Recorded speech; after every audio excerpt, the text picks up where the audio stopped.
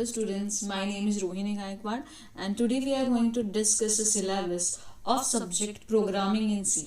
C जो है एक लैंग्वेज है जो कि हमें पता है लैंग्वेज मीन्स व्हाट, एक कम्युनिकेशन करने का जरिया।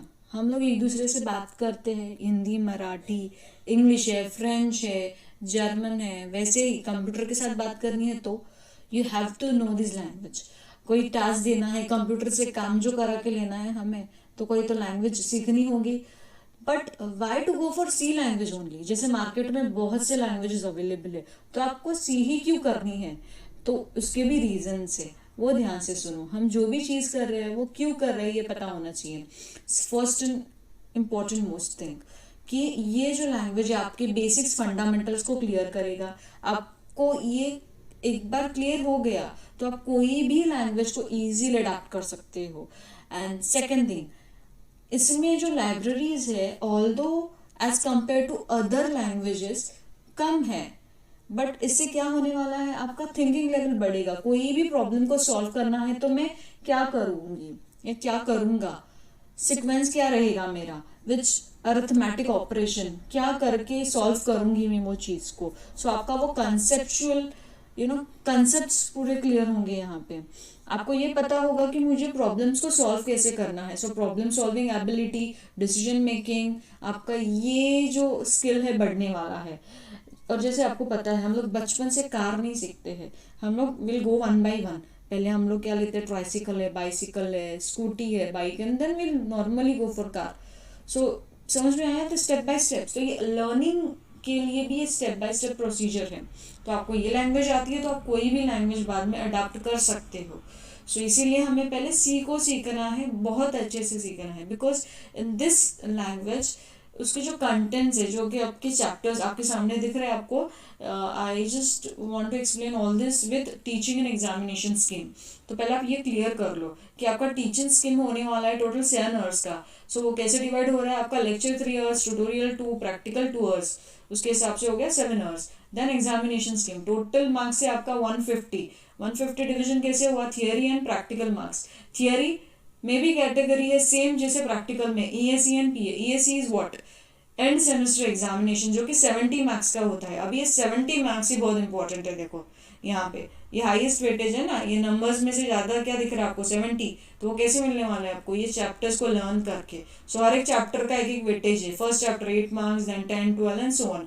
अब ये 14 दिख रहा है आपको, थोड़ा ज्यादा वेटेज दिया हुआ है, एरे स्ट्रक्चर एंड पॉइंटर, ये 2 चैप्टर्स को। सो उसमें आपका थिंकिंग और अच्छे से होने वाला है, लेवल बढ़ेगा आपका, यू नो। सो ये हो गया आपका total 70 marks ESE and semester examination in theory part. Now ये पीए क्या होता है, ये आपका होता है UT1 UT2 का एवरेज प्लस एक माइक्रो प्रोजेक्ट जो आपको करना रहता है। प्रोग्रामिंग है भाई, प्रोग्राम्स तो करने ही होंगे आपको। Then the practical actual execution, आपको टर्बो सी पे एग्जीक्यूशन करने, जो कि हम लोग 1 बाय 1 वो भी सीखेंगे, प्रैक्टिकल कैसे परफॉर्म करना है ना। उसमें भी 25 मार्क्स का। फाइनल आपका and semester examination viva with practical होता है। उसके बाद 25 ये आपका रेगुलर जो 2 घंटे का प्रैक्टिकल होगा उसका कन्वर्जन होगा 25 में से। तो ये हो गया टोटल आपका 150। ठीक है, आपको ऐसे मार्क्स मिलने वाले हैं, ये पता चल गया। अभी हम लोग स्टार्ट करेंगे यूनिट 1 से। यूनिट 1 में क्या होगा, जैसे मैंने अभी तक बोला है, डेवलपमेंट्स की लॉजिकल थिंकिंग बढ़ेगा आपका। सो प्रोग्राम लॉजिक डेवलपमेंट ये क्लियर होना चाहिए। इसमें भी स्पेशली 4 ही चीज है। ये टर्म्स क्लियर हो गया आपको तो फिर हो गया ये चैप्टर। एक तो सूडो कोड है, एल्गोरिथम्स है, आपका फ्लो चार्ट है, how to go for algorithm to programming. ये सारी चीजें क्लियर हो रही है आपके साथ तो आप प्रोग्रामिंग में जा सकते हो। बट यहाँ पे इन लेक्चर में क्लियर करूंगी सूडो कोड और एल्गोरिथम में क्या डिफरेंस है। बच्चे यहाँ पे बहुत कंफ्यूज होते हैं। देन एल्गोरिथम कैसे लिखने हैं, एल्गोरिथम से फिर फ्लो चार्ट को कैसे बनाना है, वो सिंबल्स आते हैं, ग्राफिकल रिप्रेजेंटेशन है फ्लो चार्ट मीन्स, वो कैसे किया जाता है, उसके भी क्या वेज है। तो ये हम लोग इन डिटेल यूनिट 1 में देखेंगे। Then unit 2 the basics of programs. ये होने के बाद आपका एक्चुअल बेसिक स्टार्ट होता है कि मुझे किसके साथ काम करना है, वो डेटा तो चाहिए मुझे। पहले इंट्रोडक्शन टू सी होगा आपका, and then the data concept, the character use होते हैं उसमें, token, keywords, identifier, variable, data type, उसके अरिथमेटिक एक्सप्रेशन, डिक्लेयर कैसे करना है उसको, डेटा टाइप को कन्वर्ट कैसे करना है, all this thing we are going to see here.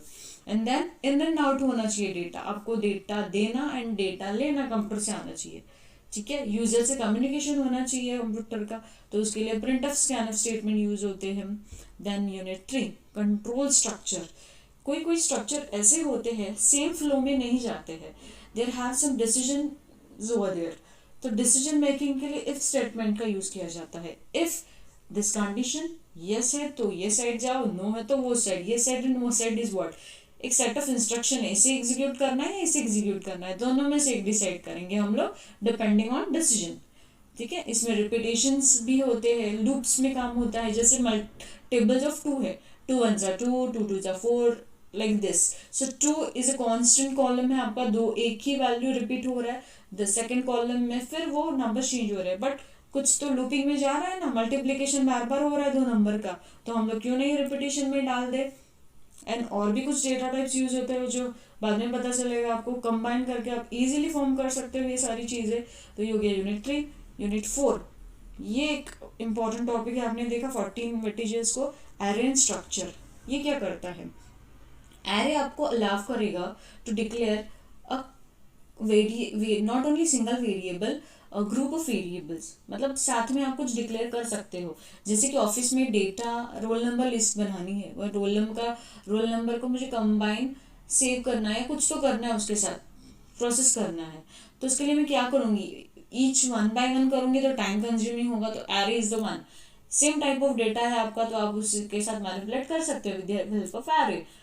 But उसमें प्रॉब्लम क्या है, एक टाइप डेटा बोल रही हूँ मैं, मतलब नंबर लिए तो खाली नंबर, उसमें आप नंबर के साथ, रोल नंबर के साथ नाम को नहीं ले सकते, नेम नहीं ले सकते, कैरेक्टर्स नहीं ले सकते, character means A to Z। तो ये दोनों को क्लब करना है तो structure is the best option. तो मतलब ये दोनों का कॉम्बिनेशन अलग अलग है, जहाँ पे आपको एरे चाहिए you can go for array, otherwise structure. तो इसमें हम लोग character, string input output, introduction, उसके फीचर्स, डिक्लेरेशन कैसे होता है, ये सब अच्छे से देखेंगे, ठीक है। दोनों का एडवांटेज क्या है, डिसएडवांटेज क्या है, everything. Then 5th chapter function. Function भी एक इम्पॉर्टेंट चीज है, जो कि अभी नए जो लैंग्वेजेस है आपके सब में ये चीज आती है। फंक्शंस क्या होते हैं, इसमें नीड ऑफ फंक्शंस आपको पता होना चाहिए। एक तो कोई एक ही इंस्ट्रक्शन सेट है, मतलब एक ही चीज बार बार हो रही है, तो बार बार उसे क्यों लिखे हम लोग, बार बार उसे कुछ शॉर्ट फॉर्म में भी कर सकते हैं, तो एक ही बार लिखेंगे, उसको कुछ नाम दे देंगे and then will call that name only. So हमारा काम रिड्यूस हो जाएगा, टाइम रिड्यूस कर रहे हैं हम लोग, और काम भी फटाफट होगा आपका। तो ये सब फंक्शन है।